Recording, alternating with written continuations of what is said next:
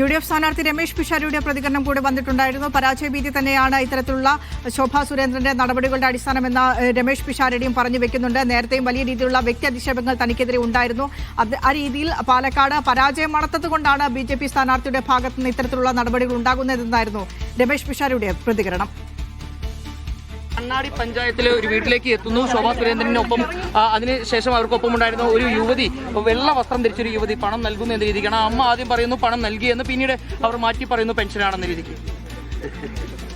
ഞാൻ തിരഞ്ഞെടുപ്പ് പെരുമാറ്റ ചട്ടങ്ങൾക്ക് വിധേയനായിട്ട് നിൽക്കുന്ന ഒരാളാണ് എന്നുള്ളത് കൊണ്ട് ഇപ്പോഴത്തെ സാഹചര്യത്തിൽ എനിക്ക് പലതിലും പ്രതികരിക്കാൻ ബുദ്ധിമുട്ടുകളുണ്ട്. ഒരുപാട് നിയമങ്ങൾ അതുമായി ബന്ധപ്പെട്ടുണ്ട്. അതുകൊണ്ട് നന്ദി.